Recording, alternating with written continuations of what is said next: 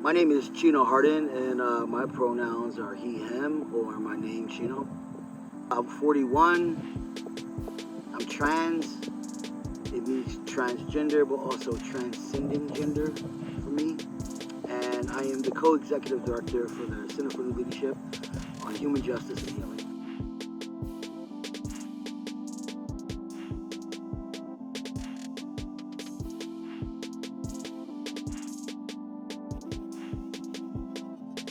So, in all of my genetic makeup, there are people who have stewarded and been a part of the land and the keeping of it for Mother Earth and for the people. Ancestrally, being from America in terms of my indigeneity, Blackfoot by way of Montana, by way of North Carolina, also of African descent, by way of Nigeria, by way of the Congo.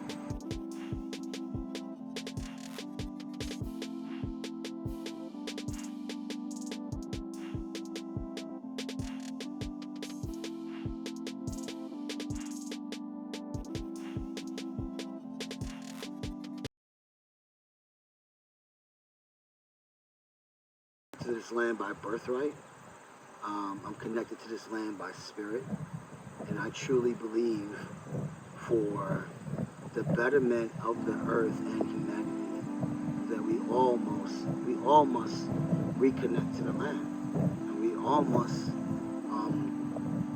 start that healing process that allows us to reconnect to the land and each other.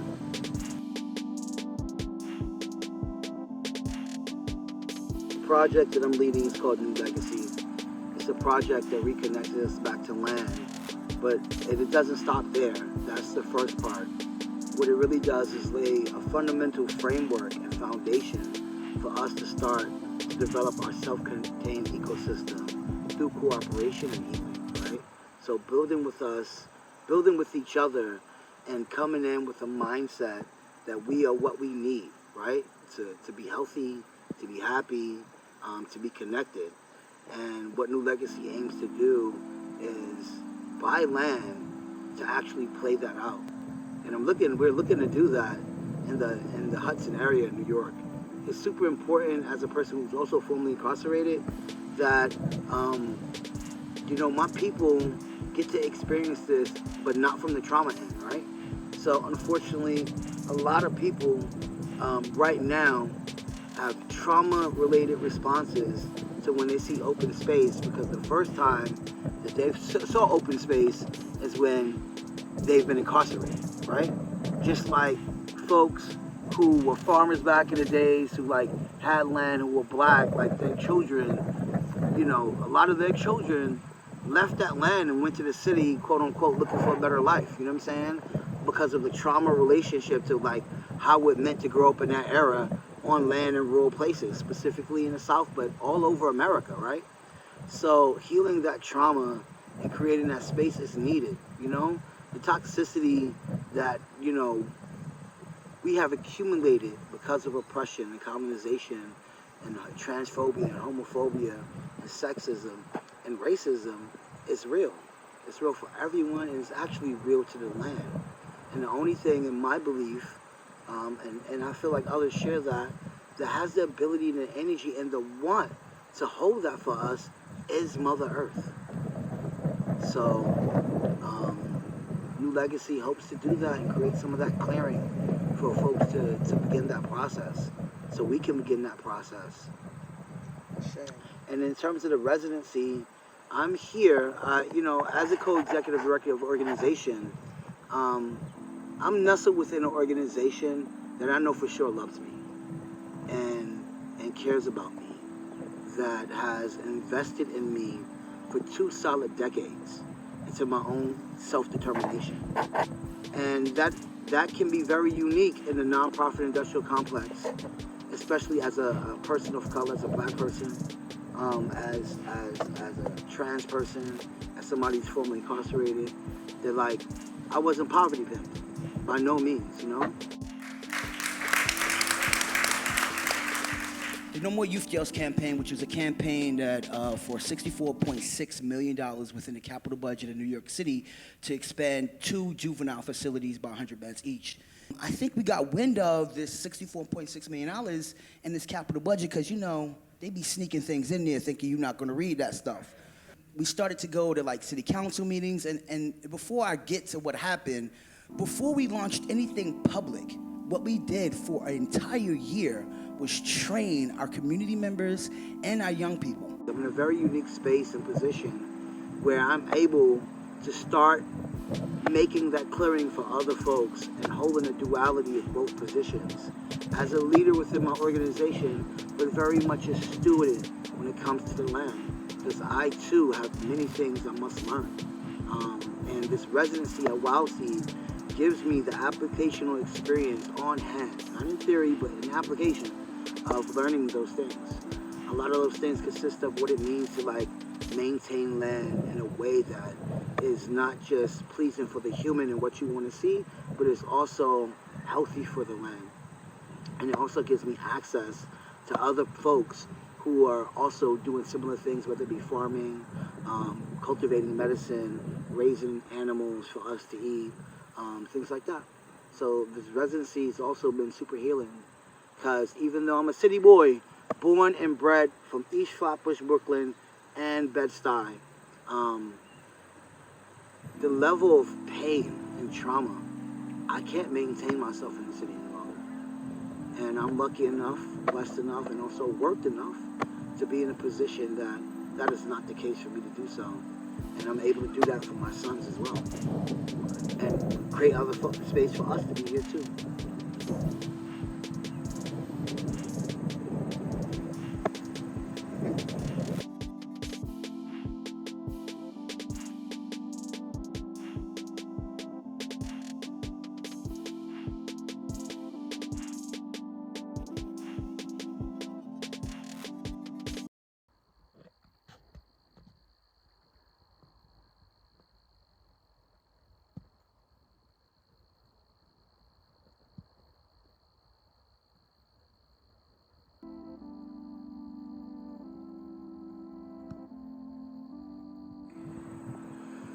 Well,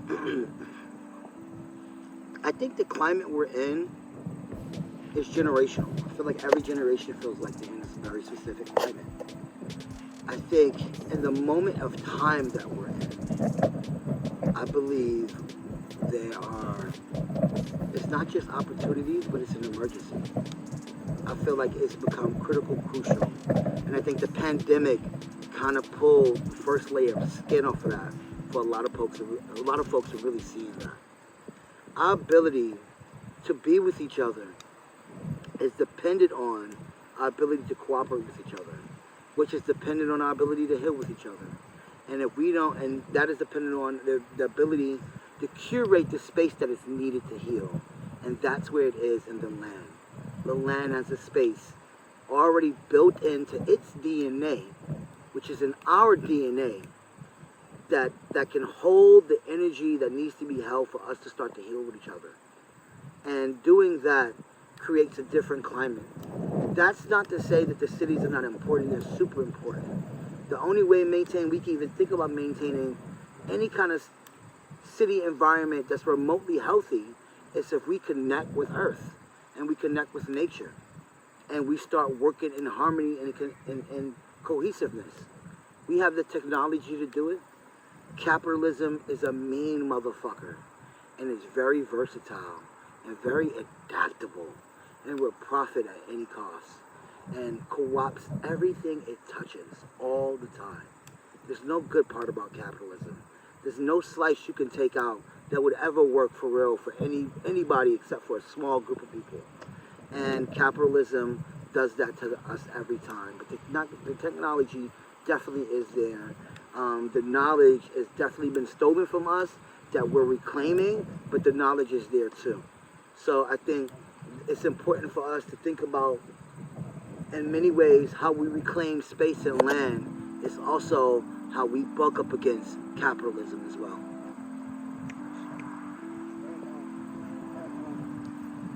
I mean, you spoke to like why this is such an important thing for all people, but I'm wondering if you could just say specifically, like, for you and other Black trans people, if you think there's something specifically important about why land and space, and what that means.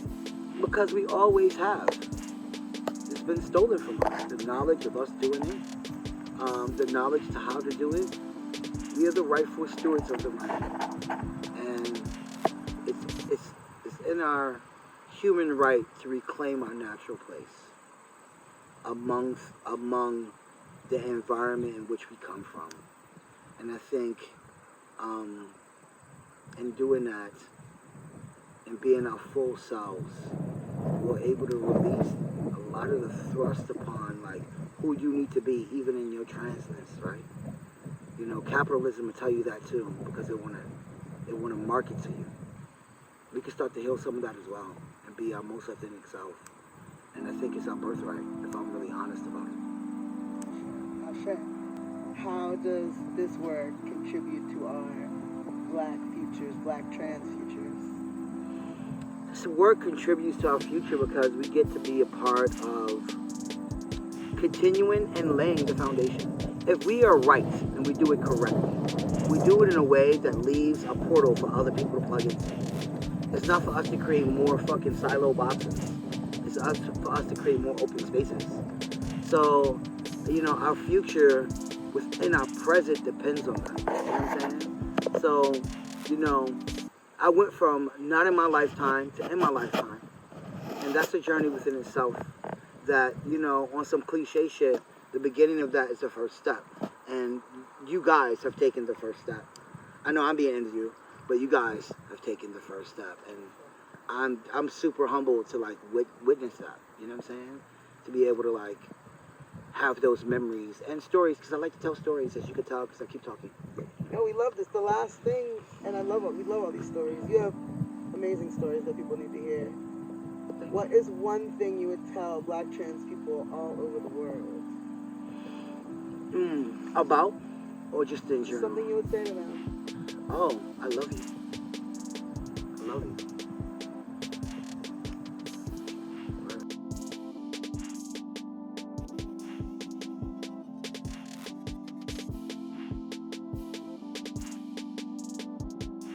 I really don't do keynotes that much, so bear with me. I'm more of a panel person. I want to talk about the love that's in this room, the love that you have to have for one another to do this work. Because if you don't do this work from love, then you're going to always be defeated. Because no matter what you do, they're going to try their best to get at you. They're going to try their best to tear you down. That's what they do. And make no mistake, it's not that people in power don't know what's going on, because they do. This is set up by design. It's meant to keep us oppressed. It's meant to keep us down. It's meant to keep us divided and arguing and bickering and killing each other. It's no disguise about how crack gets in the ghetto, right? It's no disguise about how guns gets in the ghetto, right? Because, you know, we don't own no planes, and we definitely don't own no gun-making factories, do we, right? Because we barely own our own homes, right?